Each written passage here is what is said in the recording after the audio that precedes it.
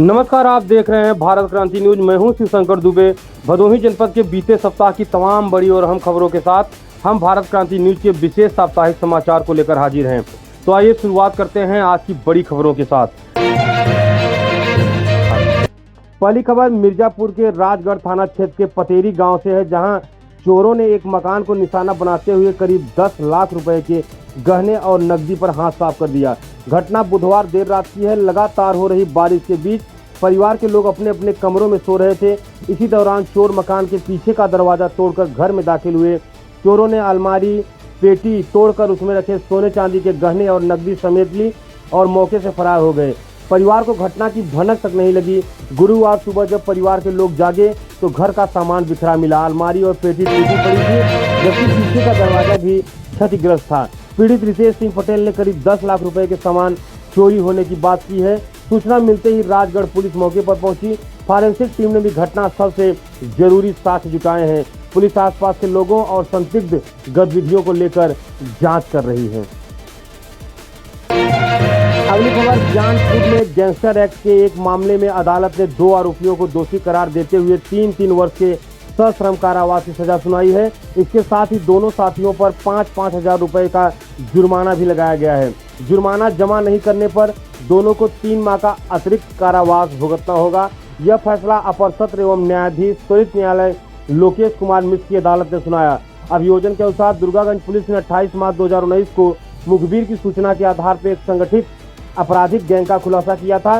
Police के मुताबिक gang का नेतृत्व सुरेश केसरवानी कर रहा था, जबकि कमलेश उसका सक्रिय सदस्य था। दोनों प्रयागराज जनपद के रहने वाले बताए गए हैं। अगली खबर, जानपुर से इस वक्त की बड़ी खबर सामने आई है। पूर्व विधायक विजय मिश्रा, डीग ब्लॉक प्रमुख मनीष मिश्रा समेत 6 आरोपियों को कोर्ट से बड़ी राहत मिली है। पूर्व सांसद गोरखनाथ पांडे के भाई को धमकी देने के मामले में करीब 1 साल पहले सुनाई गई 2 वर्ष की सजा को एमपी एमएलए सेशन कोर्ट ने निरस्त कर दिया है।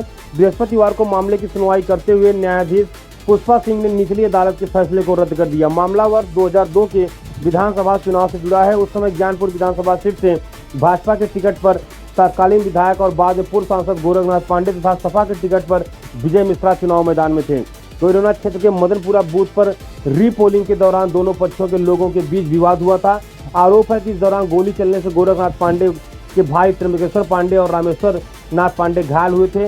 रामेश्वर पांडे की मौत हो गई थी, जबकि त्र्यंबकेश्वर पांडे बच गए। इसी मामले में 6 जून 2002 को कोर्ट में पेशी के दौरान विजय मिश्रा समेत 6 लोगों पर रामकृष्ण पांडे को जान से मारने और धमकी देने का आरोप लगा था।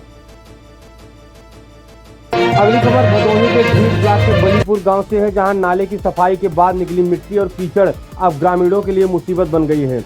जंगीगंज बड़ा गांव मार्ग पर नाले की सफाई तो कराई गई, लेकिन उससे निकली मिट्टी और गंदगी को सड़क के किनारे ही छोड़ दिया गया।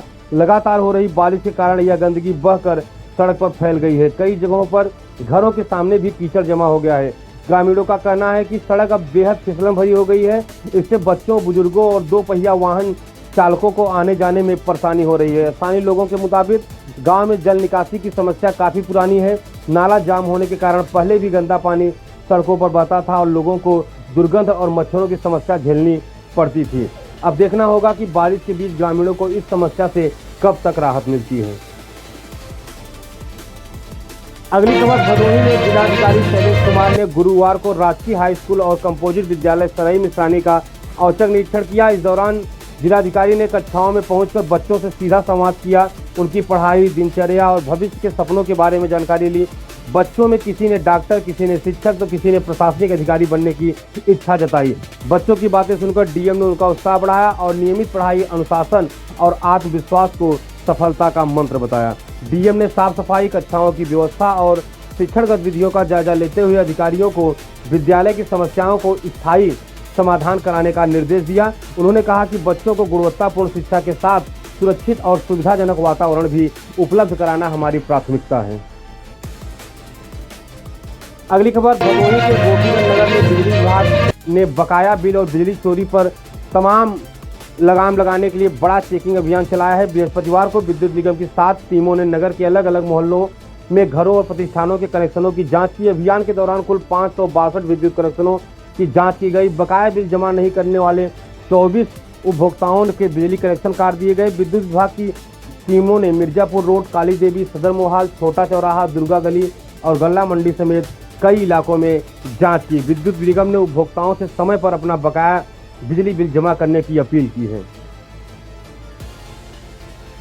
अगली खबर, भदोही में कांग्रेस कार्यकर्ताओं ने गुरुवार को भारत रत्न और पूर्व प्रधानमंत्री राजीव गांधी की जयंती मनाई। इस अवसर पर नगर के मसाल रोड स्थित कैंप कार्यालय में राजीव गांधी के चित्र पर श्रद्धा सुमन अर्पित कर उन्हें श्रद्धांजलि दी गई। इसके बाद कांग्रेस कार्यकर्ता राजकीय महाराजा बलवंत सिंह अस्पताल पहुंचे, जहां मरीजों के बीच फल वितरित किया गया। श्रद्धांजलि सभा को संबोधित करते हुए प्रदेश कांग्रेस कमेटी के कोऑर्डिनेटर दयाशंकर पांडे ने कहा कि राजीव गांधी आधुनिक भारत के दूरदर्शी नेता थे। कार्यक्रम को जिलाध्यक्ष वसीम अंसारी ने भी संबोधित किया। इस मौके पर काशीनाथ गौतम, सुरेश चंद्र मिश्रा, प्रेम बिहारी उपाध्याय, सुरेश गौतम, राजेश्वर दुबे, मुशीर इकबाल, मसूद आलम, महेंद्र यादव समेत कई कार्यकर्ता उपस्थित रहे। अगली खबर, जौनपुर में गुरुवार को सुबह बड़ा सड़क हादसा हुआ। मुंगला बादशाहपुर थाना क्षेत्र में तेज रफ्तार निजी बस ने स्कूली बच्चों से भरी स्कूल वैन को टक्कर मार दी। टक्कर के बाद स्कूल वैन सड़क के किनारे पलट गई। हादसे के वक्त वैन में करीब 9 बच्चे सवार थे। हादसे के बाद बच्चों में चीख पुकार मच गई। स्थानीय लोगों ने मौके पर पहुंचकर बच्चों को वैन से बाहर निकाला और पुलिस की मदद से सभी घायलों को अस्पताल पहुंचाया गया है। अस्पताल में मरीजों का इलाज करवाया जा रहा है। बस चालक की लापरवाही की जांच की जा रही है और आवश्यक कानूनी कार्रवाई की जाएगी। मिर्जापुर में लगातार हो रही मूसलाधार बारिश गरीब परिवारों के लिए आफत बन गई है। जिले के मड़िहान तहसील क्षेत्र के 2 गांवों में कच्चे मकान ढहने से वृद्ध दंपति समेत 3 लोगों की मौत हो गई, जबकि एक गंभीर रूप से घायल है। पहली घटना रजौहा गांव की है। यहां 68 वर्षीय रमाशंकर सिंह पटेल अपनी पत्नी अशोक कुमारी के साथ कच्चे मकान में सो रहे थे। बुधवार रात करीब 11 बजे लगातार बारिश के बीच कच्ची दीवार और खपरेल अचानक गिर गई और चीख पुकार सुनकर मौके पर ग्रामीण पहुंचे। करीब 2.5 घंटे की मशक्कत के बाद दोनों को मलबे से बाहर निकाला गया और दोनों को मृत घोषित कर दिया गया। प्रशासन ने दोनों प्रभावित परिवारों को आपदा राहत कोष से 4-4 लाख रुपए आर्थिक सहायता देने की घोषणा की है। साथ में यह भी जांच कराई जाएगी कि पीड़ित परिवारों को प्रधानमंत्री आवास योजना या मुख्यमंत्री आवास योजना का लाभ क्यों नहीं मिल सका। अगली खबर भदोही के बंधवा मोहल्ले से है, जहां दूसरों को शर्मसार करने वाला मामला सामने आया है। यहां एक विधवा महिला ने अपने ही बेटे, बहू और पौत्री पर घर से कीमती गहने चोरी करने और विरोध करने, मारपीट करने का आरोप लगाया है। पीड़िता सबीना बानो ने पुलिस को शिकायत पत्र में बताया कि काफी समय से अपने बेटे जाहिद, बहू रेहाना और पौत्री तबस्सुम की प्रताड़ना से परेशान है। महिला के मुताबिक 18 अगस्त को किसी जरूरी काम से ज्ञानपुर गई थी। इसी दौरान घर में रखा उनका सूटकेस खोला गया और उसमें से आभूषण गायब कर दिए। महिला की तहरीर के आधार पर पुलिस ने बेटे जाहिद और बहू रेहाना, पौत्री तबस्सुम के खिलाफ संबंधित धाराओं में प्राथमिकी दर्ज कर दी है और मामले की जांच की जा रही है। भदोही के सुरियावा कोतवाली क्षेत्र के कुसौड़ा गांव से दर्दनाक खबर सामने आई है। पत्नी के घर छोड़कर चले जाने के तनाव में 45 वर्षीय मजदूर लल्लू गौतम ने कथित तौर पर जहरीला पदार्थ खा लिया। हालत बिगड़ने पर परिजन उन्हें सामुदायिक स्वास्थ्य केंद्र सुरियावा लेकर पहुंचे।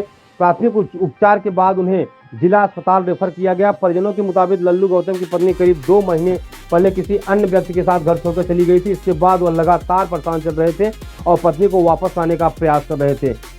मृतक की 16 वर्षीय बेटी काजल के मुताबिक बुधवार को उनके पिता की फोन पर मां से बातचीत हुई थी। बातचीत के कुछ समय बाद ही लल्लू ने जहरीला पदार्थ खा लिया। इन सभी खबरों पर फिलहाल इतना ही। जुड़े रहिए सच्चे, निष्पक्ष और जरूरी खबरों के लिए भारत क्रांति न्यूज से। मैं शिवशंकर दुबे, देखते रहिए भारत क्रांति न्यूज।